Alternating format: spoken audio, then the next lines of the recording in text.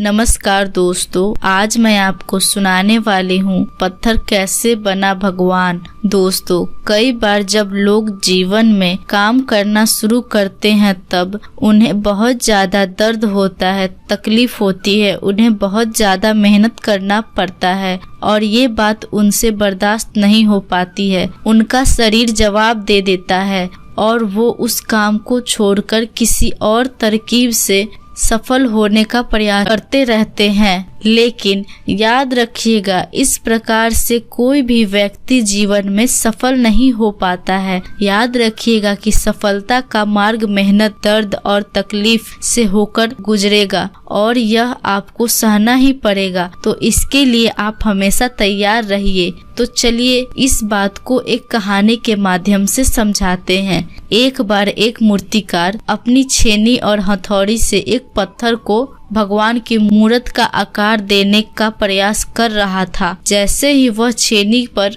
अपना हथौड़ा चलाता, वह पत्थर चिल्लाने लगता और कहने लगता कि ये क्या कर रहे हो, मुझे इतना मार क्यों रहे हो, मुझे बहुत दुख हो रहा है, तकलीफ हो रही है, पीड़ा हो रही है, मुझे अपने हाल पर छोड़ दो और यहाँ से चले जाओ। मूर्तिकार ने उस पत्थर से कहा, मुझे बहुत अच्छे से पता है कि तुम्हें बहुत ज्यादा दर्द हो रहा है, तकलीफ हो रही है और तुम बहुत ही ज्यादा पीड़ा में हो। लेकिन यदि आज तुमने इस दर्द को नहीं सहा, इस तकलीफ को नहीं सहा, तो जीवन भर तुम यही इसी प्रकार से पड़े रहोगे। मुझे पता है कि तुम्हें आगे बढ़ने की अपार संभावना है। तुम एक बहुत अच्छे पत्थर हो, लेकिन यदि तुम इस प्रकार से रहोगे तो कभी भी आगे नहीं बढ़ पाओगे। इतना कहकर मूर्तिकार औजार उठाए ही थे कि पत्थर फिर से चिल्लाने लगा, गिड़गिड़ाने लगा, विनती करने लगा कि मुझे अपने हाल पर छोड़ दो। मुझे पता है कि जीवन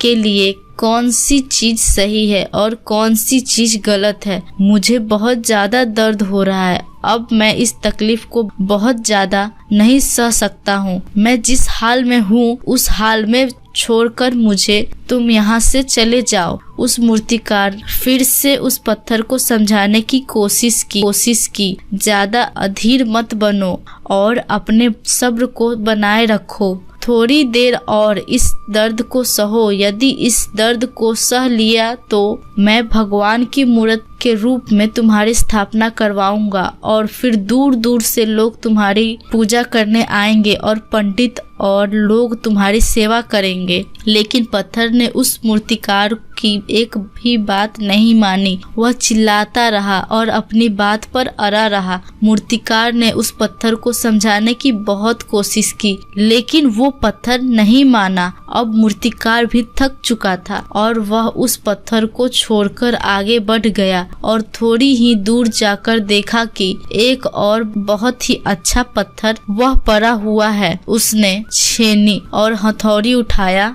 और उस पत्थर को मूर्ति बनाने के लिए वो तैयार हो गया। मूर्तिकार ने छेनी और हथौड़ी वार दूसरे पत्थर पर जारी रखा। दूसरे पत्थर को भी दर्द हुआ, तकलीफ उसे भी हुई, लेकिन उस पत्थर ने बर्दाश्त कर लिया और देखते ही देखते थोड़ी समय के बाद उस पत्थर ने भगवान की मूर्ति का रूप धारण कर लिया। थोड़ी दिन बाद उस मूर्ति की एक मंदिर में स्थापना हो गई। धीरे धीरे करके लोग वहां पूजा पाठ करने आने लगे। लोग की मन्नतें वहां से पूरी होने लगी और वह मंदिर बहुत ही ज्यादा प्रसिद्ध हो गया। अब धीरे धीरे करके दूर दूर के गांव से लोग वहां पूजा पाठ करने आने लगे। फिर एक दिन और उससे पत्थर को उसी मंदिर में लाया गया और उसे एक कोने में रख दिया गया। अब लोग आते और फिर उस पर नारियल फोड़ते। ये कोई और पत्थर नहीं बल्कि